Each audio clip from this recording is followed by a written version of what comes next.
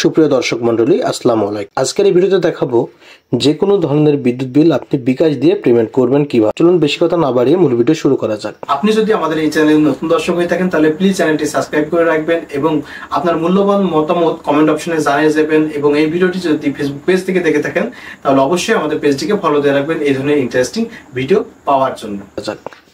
সবাইকে welcome back. যে কোনো ধরনের বিদ্যুৎ বিল পেমেন্ট করার জন্য অবশ্যই আপনাকে বিকাশ অ্যাপ্লিকেশনে প্রবেশ করতে হবে এবং আপনার বিকাশের পিন নাম্বার দিয়ে কনফার্ম করতে হবে। বিকাশ পিন নাম্বার কনফার্ম করার পরে আপনার সামনে এই ধরনের ইন্টারফেস চলে আসবে। এখন আমরা যেহেতু বিকাশের মাধ্যমে যে কোনো বিদ্যুৎ বিল পে করব, এর জন্য আমাদের যেটা করতে হবে, পে বিল, জাস্ট এই অপশনে ক্লিক করতে হবে। অপশনে ক্লিক করে দেওয়ার পরে এই ধরনের ইন্টারফেস চলে আসবে। আমরা যেহেতু বিদ্যুৎ পে করব, এর জন্য আমরা বিদ্যুৎ বিলে ক্লিক করব। বিদ্যুৎ বিলে ক্লিক করলে এখানে অনেক ধরনের বিদ্যুৎ বিল আপনারা দেখতে পারবেন। এখান থেকে আপনি যেই বিদ্যুৎ ব্যবহার করছেন সেই ক্যাটাগরি সিলেক্ট করুন। আমি যেহেতু পল্লী বিদ্যুৎ পোস্টপেড ব্যবহার করছি, আমি পল্লী বিদ্যুৎ পোস্টপেড সিলেক্ট করলাম। সিলেক্ট করার পরে এই ধরনের অপশন চলে আসবে। এখান থেকে আপনাকে দেখতে পাচ্ছেন বিল সময়সীমা একটি অপশন আছে এবং ডান দিকে অ্যারো চিহ্ন আছে, জাস্ট এখানে ক্লিক করুন। এখানে ক্লিক করে দেওয়ার পরে আপনার সামনে এই ধরনের ইন্টারফেস চলে আসবে। আপনি যেই মাসের বিল দিতে যাচ্ছেন সেই মাসটি আপনাকে সিলেক্ট করতে হবে। সেই মাসটি সিলেক্ট করার জন্য আপনাকে সেই মাসের উপরে ট্যাপ করতে হবে। এরপর এখানে দেখতে পাচ্ছেন যে SMS অ্যাকাউন্ট নাম্বার দিন। এখানে আপনাকে SMS অ্যাকাউন্ট নাম্বার দিতে হবে।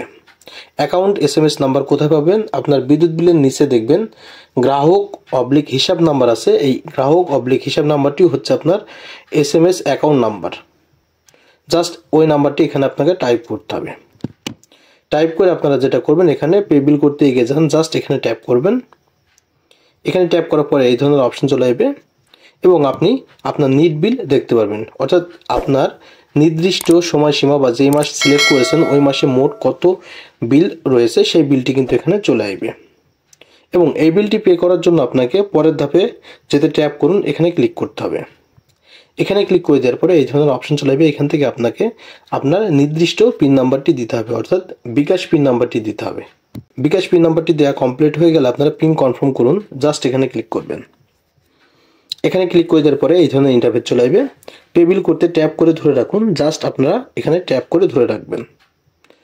ট্যাপ করে ধরে রাখলে এই ধরনের ইন্টারফেস চলে আসবে এবং সাথে সাথে দেখবেন যে আপনার বিদ্যুৎ বিলটি কিন্তু পেড হয়ে গেছে।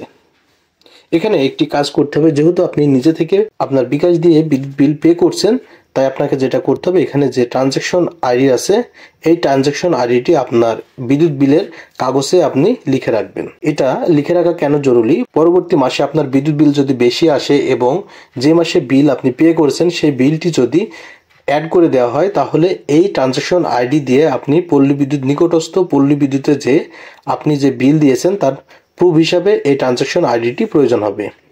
এই কারণে আপনার এই ট্রানজ্যাকশন আইডিটি আপনার বিদ্যুৎ বিলের কাগজে লিখে রাখবেন। এই ছিল মূলত আজকের এই ভিডিও দেখানো। দেখা হবে পরবর্তী নতুন কোনো ভিডিও।